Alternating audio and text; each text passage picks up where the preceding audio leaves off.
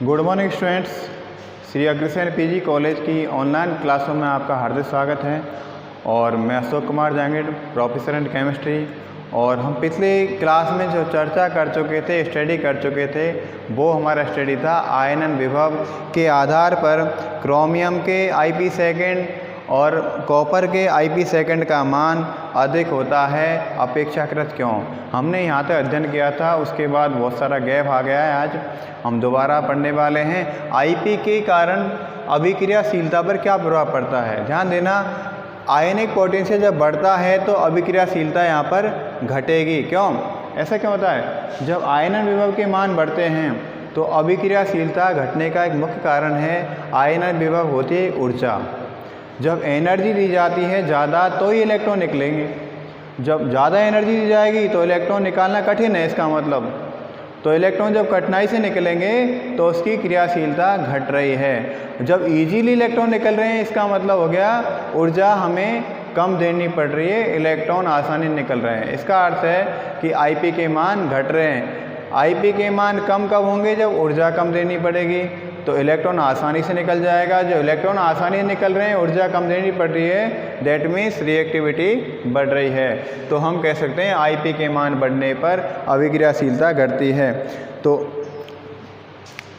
अब इसमें क्या है, IP जिसका ज़्यादा होगा वो उतना ही कम क्रियाशील होगा और इलेक्ट्रॉन डोनेशन पावर उसकी कम होगी। इलेक्ट्रॉन डोनेट या इलेक्ट्रॉन त्यागना क्या कहलाता है? इलेक्ट्रॉन के त्याग होता है डी इलेक्ट्रॉनेशन, मतलब ऑक्सीकरण।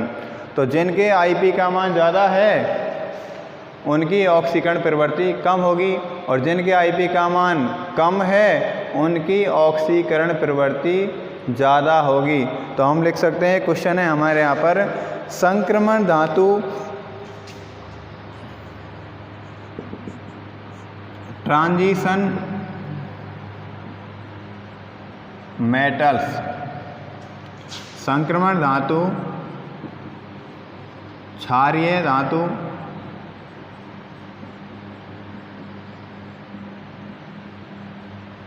एल्किल मेटल्स तथा क्षारीय मृदा धातु, एल्किल क्रस्ट मेटल ACM की तुलना में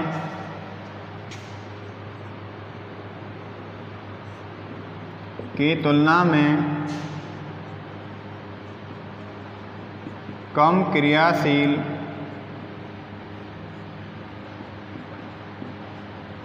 होते हैं क्यों?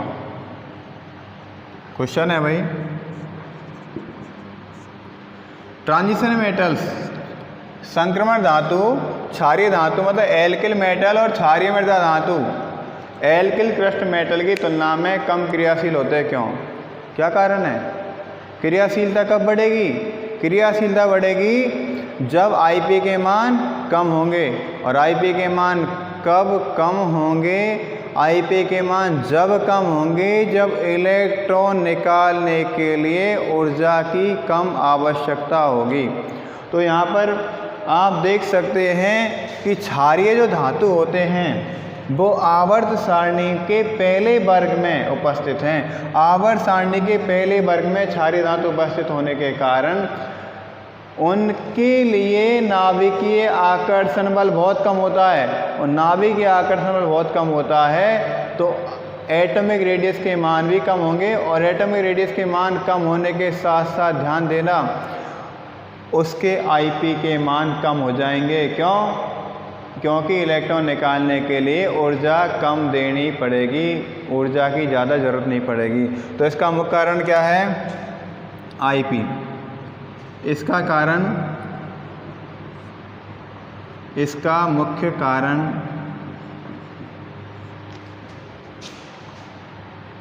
TS संक्रमण धातुओं के IP के मान AM तथा ACM के आईपी की तुलना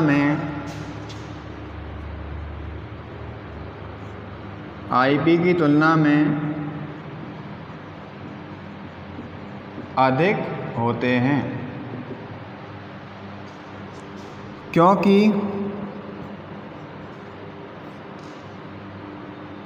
एक आवर्त में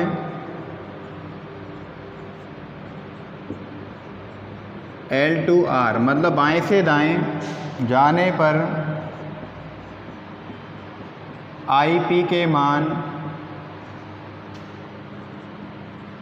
बढ़ते हैं तथा क्रियाशीलता कम होती है। IP के मान बढ़ेंगे और क्रियाशीलता कम होती है। अब आप देखना, एल्किल मेटल मतलब क्षारीय धातु, एल्किल मेटल मतलब क्षारीय धातु, ये आवर्त सारणी के बिल्कुल लेफ्ट साइड में है, बिल्कुल लेफ्ट साइड में है।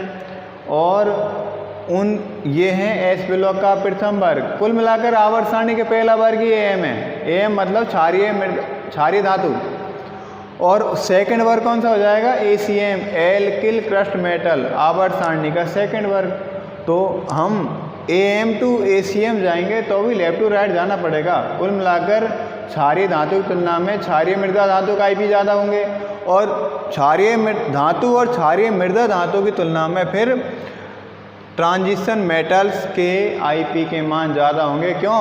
ये संक्रमण जो धातुएं हैं, जो क्षारीय धातु तथा क्षारीय मृदा धातु के और राइट हैंड पे आ जाएंगे और दाईं तरफ जाने पर मिलते हैं D ब्लॉक में, तो इनके IP के मान बढ़ जाते हैं। और IP के मान बढ़ने के कारण इनसे इलेक्ट्रॉन का निष्कासन आसानी से नहीं होता। इसी कारण से इनके मान, संक्रमण धातुओं के मान क्षारीय धातु और क्षारीय मृदा धातु की तुलना में कम होते हैं।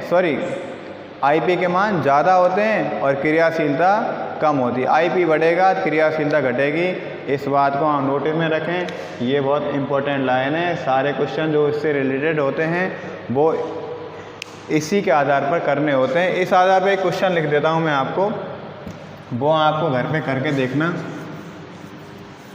ठीक है?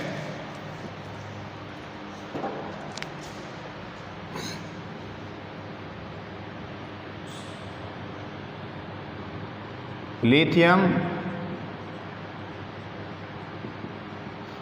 की तुलना में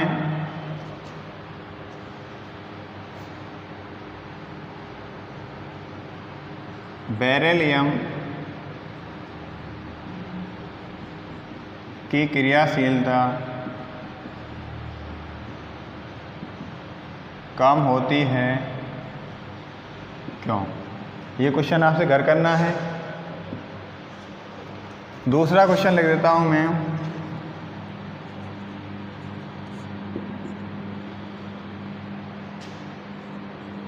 कैल्शियम की तुलना में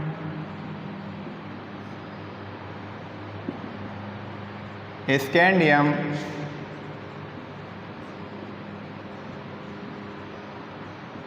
कम क्रियाशील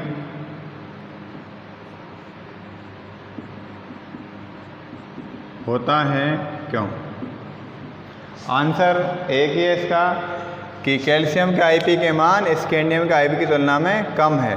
जिसका IP ज़्यादा है वो कम क्रियाशील। ये तो एक क्या सांकेतिक क्वेश्चन है, ताकि आप घर पर थोड़ी तैयारी के साथ इसको और कवर कर सकें, क्लियर कर सकें। तो ये IP तो हमारा ख़त्म हो गया। अब इसके बाद हम देख लेते हैं ऑक्सीडेशन स्टेट। तो अगला जो टॉपिक है हमारा वो है ऑक्सीकरण अवस्था। IP आयनन विभव मैं एक बार दोबारा रिकैप कर देता हूँ। किसी परमाणु के बाह्यतम कोश से इलेक्ट्रॉन को निष्कासित करने के लिए जो ऊर्जा दी जाती है, सामान्य रूप से उस ऊर्जा को आयनन विभव कहते हैं। ये आप सामान्य परिभाषा है। इलेक्ट्रॉन निष्कासित करने के लिए जो ऊर्जा दी गई है उसे हम आयनन विभव कहते हैं। और जितनी ज़्यादा ऊर्जा देनी होगी उतना ही IP मान बढ़ जाएगा। और उतनी क्रियाशीलता घट जाएगी। अब देख लेते हैं ऑक्सीडेशन स्टेट, ऑक्सीकरण अवस्था।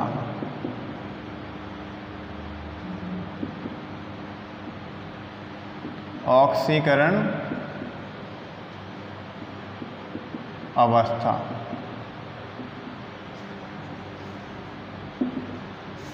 अगला जो कैरेक्टर है ट्रांजिशन एलिमेंट प्रथम का, वो है ऑक्सीकरण अवस्था। ऑक्सीकरण किसे कहते हैं, ऑक्सीकरण अवस्था किसे कहते हैं? ध्यान देना, कोई भी यौगिक से किसी भी परमाणु को त्यागा जाता है, उसके बाद जो पॉजिटिव चार्ज उस पर बचता है उसे हम उसकी ऑक्सीकरण अवस्था कहते हैं। या इलेक्ट्रॉन त्यागने के बाद जो धनावेश बचता है उसे उसकी ऑक्सीकरण अवस्था बोलते हैं। जैसे हम देख लेते हैं MgCl2, MgCl2 एक यौगिक है। अब MgCl2 में Mg की OS का मतलब ऑक्सीकरण अवस्था, ऑक्सीडेशन स्टेट, या हम बोल सकते हैं इसको OS। इतना बड़ा कौन लिखेगा? तो MgCl2 में मैग्नीशियम क्लोराइड में मैग्नीशियम की ऑक्सीकरण अवस्था डिटरमाइन करें तो Mg तो निकालना है, कैलकुलेट करना है। तो Cl कितना होता है? Cl बराबर होता है -1।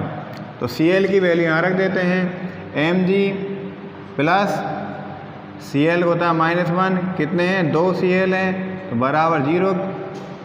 तो हम कर देते हैं Mg -2 बराबर 0। इसका अर्थ हो जाएगा Mg बराबर +2। तो Mg कौन सी ऑक्सीकरण अवस्था में? +2 ऑक्सीकरण अवस्था में है। तो किसी यौगिक से कोई परमाणु निष्कासित किया जाए तो उसके बाद उस पर जितना जो आवेश बचता है उसे उसकी हम ऑक्सीकरण अवस्था कहते हैं। क्लियर हुई बात? तो हम देख लेते हैं डी ब्लॉक के जो प्रथम संक्रमण श्रेणी के तत्व हैं उनकी ऑक्सीकरण अवस्था की स्थिति क्या है। तो इसमें होता है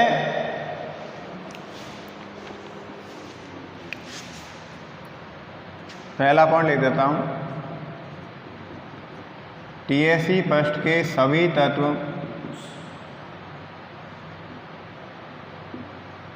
वेरिएबल मतलब परिवर्तनशील,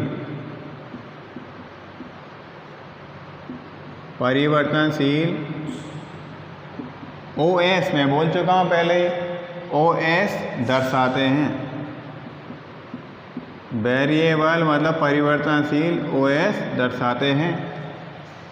ये ध्यान रखने वाली बात है। परिवर्तनशील मतलब इनकी ऑक्सीकरण अवस्था निश्चित नहीं है। एक ही एलिमेंट +2 भी दर्शाता है तो +7 भी दर्शाता है, +5 भी दर्शाता है, +6 भी दर्शाता है। तो मतलब एक ही एलिमेंट एक से ज़्यादा ऑक्सीकरण अवस्था दर्शाता है, इसलिए इनको बोलते हैं वेरिएबल ऑक्सीकरण अवस्था या परिवर्तनशील ऑक्सीकरण अवस्था। तो अगला लिख देते हैं TSE फर्स्ट के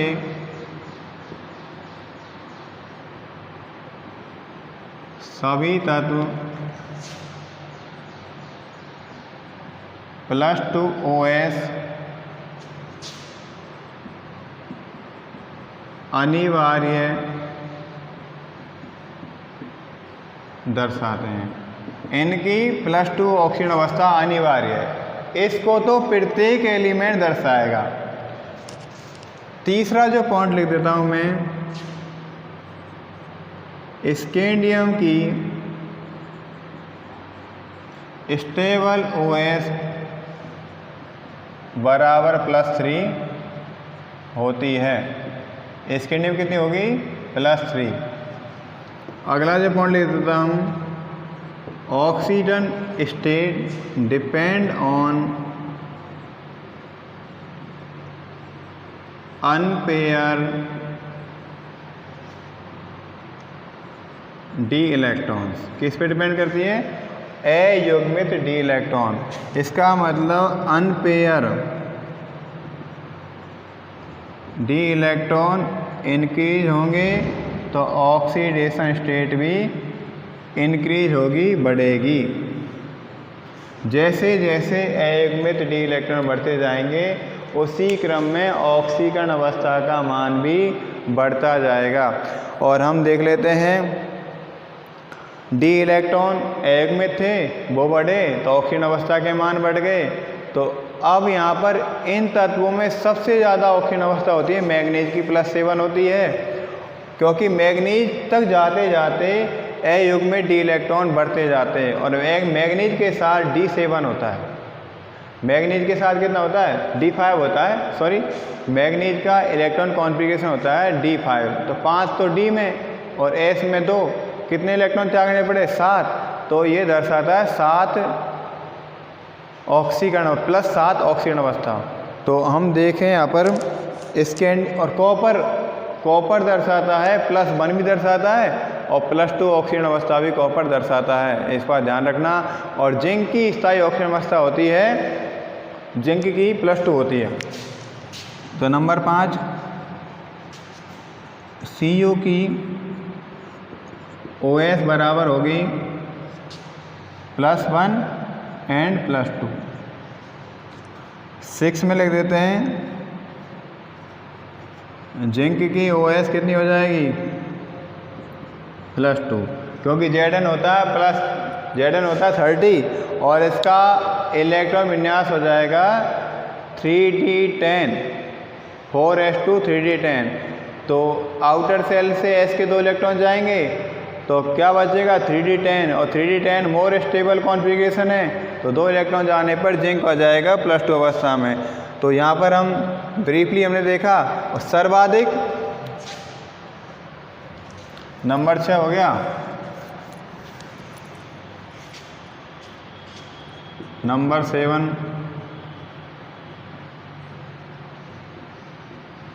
सर्वाधिक OS TSE। OS का मतलब ऑक्सीडेशन स्टेट संक्रमण अवस्था, TSE मतलब ट्रांजिशन एलिमेंट प्रथम। सर्वाधिक OS TSE में फर्स्ट में मैग्नीज दर्शाता है बराबर +7। कितनी होती है इसकी +7 दर्शाता है। और मैग्नीज तक ऑक्सीजन अवस्था बढ़ेगी, उसके बाद ये ऑक्सीडेशन स्टेट घट जाएगी, क्योंकि मैग्नीज तक जाते जाते अनपेयर डी इलेक्ट्रॉन बढ़ते जाते हैं, उसके बाद डी इलेक्ट्रॉन युग्मित होते जाते हैं। इसी कारण से ऑक्सीडेशन स्टेट के मान भी घटते जाते हैं। मैग्नीज +7 हो जाएगा, उसके बाद अगले जाते जाते +6 हो जाएगा आयरन का, +6 के बाद कोबाल्ट का हो जाएगा, उससे कम हो जाएगा +5 हो जाएगा, इस तरह निकेल तक और कॉपर जिंक तक ये ऑक्सीजन अवस्थाएं घटती घटती +2 तक पहुंच जाएगी। तो कुल मिलाकर ए युग में डी इलेक्ट्रॉन बढ़ेंगे तो ऑक्सीजन अवस्थाएं के मान बढ़ जाते हैं। अब इसके क्वेश्चन है कुछ बातें ऑक्सीजन अवस्था के आधार पर है। उससे पहले मैं एक तो एग्जाम्पल बता देता हूँ। एक क्वेश्चन है ऑक्सीडेशन स्टेट से related question. FeOH whole thrice, FeOH whole twice, sorry FeOH whole twice क्या है ferric hydroxide, sorry ferrous hydroxide, FeOH whole twice ferrous hydroxide वायु में खुला छोड़ने पर भूरे रंग का हो जाता है, क्यों? FeOH होल ट्वाइस ये इंपॉर्टेंट क्वेश्चन है, अति महत्वपूर्ण क्वेश्चन आता रहता है। FeOH होल ट्वाइस वायु में खुला छोड़ने पर भूरे रंग के FeOH होल थ्राइस में बदल जाता है, क्यों? बदल जाता है क्यों? इंपॉर्टेंट क्वेश्चन है। Ferrous hydroxide convert into ferric hydroxide, जब ये वायु में खुला छोड़ा गया उस समय इसका रंग रंगहीन था, लेकिन वायु में खुला छोड़ने के बाद इसके रंग में परिवर्तन देखने को मिला और ये ब्राउन कलर में कन्वर्ट हो गया, भूरे रंग में चेंज हो गया। इसका मुख्य कारण क्या होगा? इसका मुख्य कारण ये होगा क्योंकि निम्न ऑक्सीकरण अवस्थाएं स्थायी नहीं होती और उच्च ऑक्सीकरण अवस्थाएं स्थायी होती हैं। तो इसका आंसर मैं लिख देता हूँ,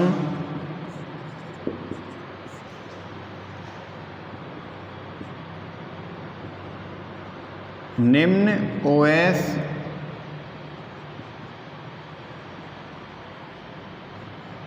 अस्थायी होती हैं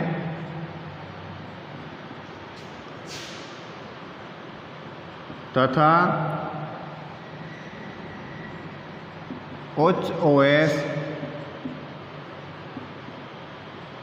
स्थायी होती है। ये जो वाक्य है ये इसको हम आधार बना लेंगे। तो FeOH होल्टवाइज के बारे में देखें।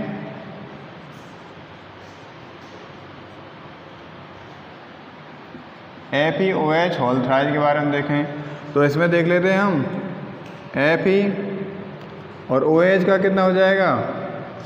OH हो जाएगा यहाँ पर, OH होता है -1, तो OH -1 की हम वैल्यू यहाँ रख देंगे। तो Fe का कितना हो जाएगा? Fe को हम कैलकुलेट करेंगे, Fe प्लस -1 इंटू 2, OH की वैल्यू रख दी हमने -1 बराबर 0। तो Fe की वैल्यू क्या हो जाएगी? -2 बराबर 0। तो Fe यहाँ पर है +2 और इसमें Fe कौन से मान है? Fe प्लस एक OH -1 कितने OH है? 3 संख्या में है बराबर 0। तो Fe -3 बराबर 0। Fe कितना हो जाएगा? Fe हो जाएगा यहाँ पर +3। अब आप देख सकते हो फेरस हाइड्रोक्साइड वायु में खुला छोड़ने पर भूरे रंग के फेरिक हाइड्रोक्साइड में बदल जाता है। क्यों? क्योंकि हमने एक कारण बताया है, निम्न ऑक्सीजन अवस्थाएं अस्थायी होती हैं तथा उच्च ऑक्सीजन अवस्थाएं स्थायी होती है। अब FeOH होल्टवाइज में क्या है? FeOH होल्टवाइज में जो Fe की OS कितनी है? +2 और FeOH होल्टवाइज में Fe की OS कितनी है? +3। कौन सी ज़्यादा स्थायी है? +3 स्थायी है और ये क्या है? अस्थायी। ये अस्थायी OS है और ये स्थायी OS, मतलब 2 की तुलना में ज़्यादा है तो इसकी तुलना में ये स्थायी है। तो FeOH होल्टवाइज की तुलना में FeOH होल्टवाइज ज़्यादा स्थायी है। तो हमने ये देख लिया। अब हम लिख देते हैं एक लाइन, FeOH होल्टवाइज में Fe की OS +2 है एवं FeOH होल्टवाइज में Fe की OS बराबर +3 है तथा स्थायित्व ग्रहण करने के लिए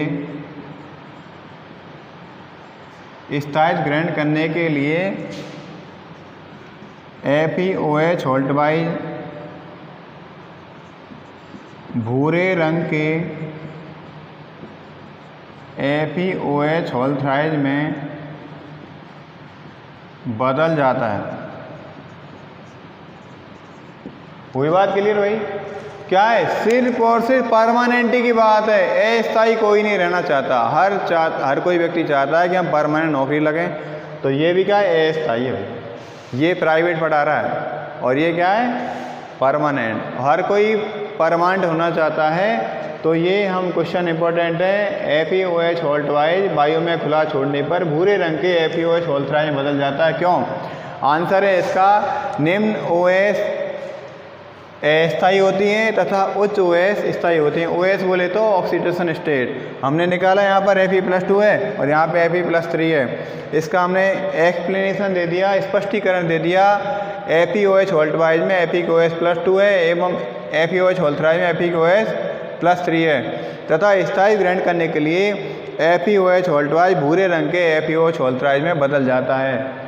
तो ये क्वेश्चन इंपॉर्टेंट था और ऐसे क्वेश्चन ऑक्सीकरण अवस्था से पूछे जाते हैं और आप घर पर अच्छे रहें, पढ़ते रहें और बेशक मेहनत करते रहें और इस तरह क्वेश्चन और भी निकालिए।